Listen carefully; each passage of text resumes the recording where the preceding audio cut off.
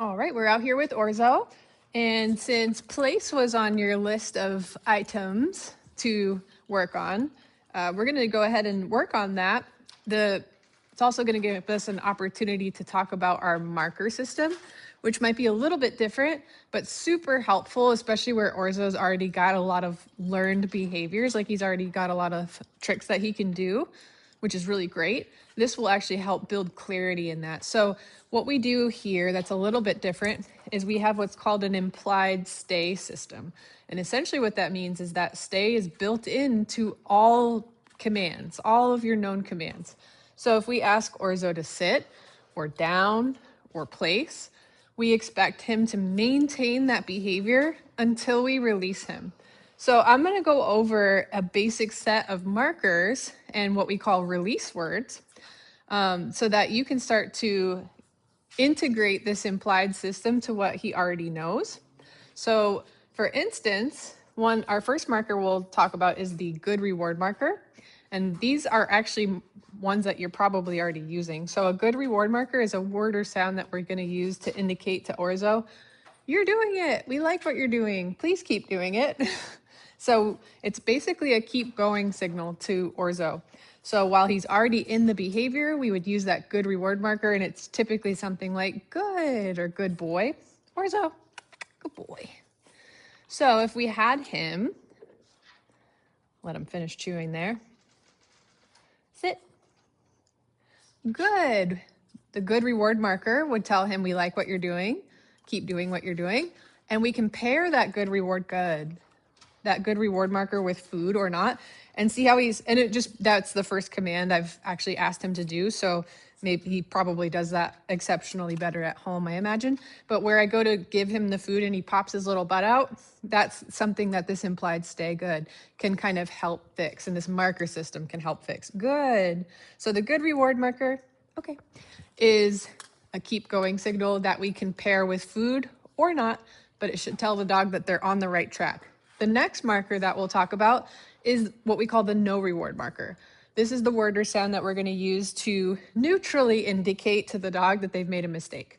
So if his little butt pops out of that sit, when I go to feed him, I can use or oops or no, whatever kind of comes naturally to you. For me, it's usually something like that. And then we would help the dog get back into behavior, and then we would use the good reward marker again. So when they're correct, good reward marker. When they make a mistake, no reward marker. And we're usually saying something like oops, no, etc. And then finally, we have the release word. That's going to be the word or sound that we use to indicate you're all done with this behavior. So then we would expect the dog to be able to move out of that position or get up from sit or get up from down or step off of the place bed, etc. So typically we're using something like, okay, break, free, release, any of those words really work. I'm going to use like a standard set of markers with him for this exercise. And again, that might be the set you're already using, or if you want to fix or change some of those, that's fine too. In fact, we could have our own separate markers, although it is good if everyone's on the same page. But dogs can learn to have separate sets from different handlers as well. They kind of become like bilingual almost. So that totally works, just as long as you're consistent about when you use your markers. What's up? Oh, you peed. Okay. Pause. Okay. Do a little equipment swap out there. So we're going to use a standard set of markers. So for place, I'm not sure if you've already practiced this with him before or not, but usually the first step is just making sure the dog is comfortable with getting onto whatever we're using for place, and then practicing releasing them off. So we're going to say, okay, good. Oh, and the last thing I wanted to mention is the clicker is actually another release word, essentially. So we'll talk about the clicker probably at some other point, and maybe you've already used one. How we use our clicker is ever so slightly different than traditional clicker use. So traditionally, a clicker is almost used the same as a good reward marker. So the dog does the behavior that we like, and we use the clicker to indicate good job, essentially.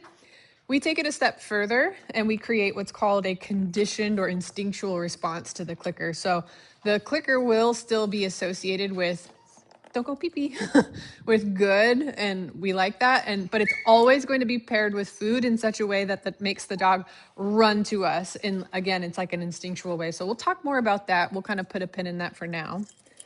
But that is the other way we can release our dog from behavior. So if we ask our dog to sit or down or place, we can either release them with our release word, or we can release them from behavior with our clicker. So we're going to guide him up onto this thing. Hello. Good. So there goes our good reward marker. I want to practice using it with and without food. Good. Good. And now I'm just going to release him. Okay. Perfect. And I might kind of move out of the way so he's inclined to kind of come right off the bed when he hears that. I can choose whether or not to feed him after I release him from behavior. And that's going to be important later on. But for right now, it doesn't really matter. You can go ahead and feed him after you release him if you want. So now that he's getting onto this bed pretty nicely, I can start to name this exercise. So you'll hear me say when we're training, I don't name it till I love it. Good. Which just means I won't bother calling I won't bother giving this a command until the dog's kind of already doing it. And then I can start to pair that word. There we go. So I wanted the opportunity to use our no reward marker. So I'm just going to say, and I'm going to guide him back onto the bed. Good. And he's correct again. Good job. Okay, perfect. So I'll start to use the command here in this next rep. Orzo, place. Good. So now he's like, oh, I understand. You want me on this thing? Got it. We call that like a light bulb moment. That's when I want to start naming the exercise. So right here, I'm going to say, And I'm going to use a little pressure towards the bed. And the pressure is going to come off as soon as he starts to comply and get back towards the bed. So pressure's on towards the bed. I'm going to release it there because he's kind of looking at it. Pressure goes back on, and so pressure on towards the bed right here. And I don't want to rely on physical force to be what's making him get back on the bed. I'm using pressure to indicate where I want him to go, but he still needs to comply on his own. So right here, I'm just going to make pressure towards the bed, and I'm going to release the pressure as soon as he moves towards it. Good. Good. Pressure on towards the bed. Good. No pressure being felt when he's on. Good. So I want to make sure he's kind of staying put for 1 second. Good. Before I feed him again. Good. Just so he doesn't develop a pattern of, oh, I get this. I hop off, I get back on, and then you feed me, right? Good. We want to make sure that he understands he's being fed for maintaining this behavior and not jumping off and jumping back on. Good. Okay. Perfect. Good job. And I'm choosing not to feed him after I release him because I actually want him to find being on the bed more reinforcing than getting off. Being released from behavior is kind of a reward in and of itself.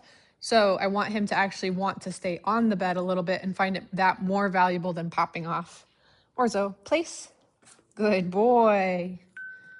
Good. Good. Good.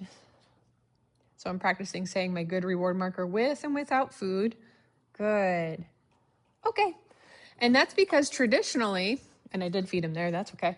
Traditionally, when we do a lot of tricks at home with our puppy, they can sometimes pick up on the pattern of, first I offer sit, and then I offer down, and then I offer paw, or maybe it's sit, paw, then down. And they learn to kind of cycle through their known behaviors without really knowing the difference. They're just kind of like, first I do this, then I do this, then I do this. And then when you give me a cookie, and if you stop giving me a cookie, I kind of have to guess if we're still doing this or not. So this implied stay system kind of helps the dog learn. It's basically almost the same as saying stay, stay, stay. But this way you have it universal across all commands. If he hears his good reward marker, that means he's on the right track and he should keep doing what he's doing. And that way, if we give him a piece of food and then there's a long gap, he'll start to learn that that's not the end of the behavior. There's one specific thing that ends the behavior always, and that's going to make it helpful for him and therefore make learning this behavior and making it more challenging by adding distance or duration or distractions to all his known commands a little bit easier to do, and it will get faster results that way. So for homework, you could give this a try. The first part of place, which is what we just did, is really more work for the human end of the leash than it is the dog, because he's just kind of chilling and getting snacks. And so the next part of place would actually kind of challenge him a little bit more. And we're actually going to start to ask him to settle on place and capture the act of self-regulation and calm. Good. Okay, perfect. So he's doing great with that, and I'll send along a little handout that further explains all the markers in our marker system. Good job, Orzo.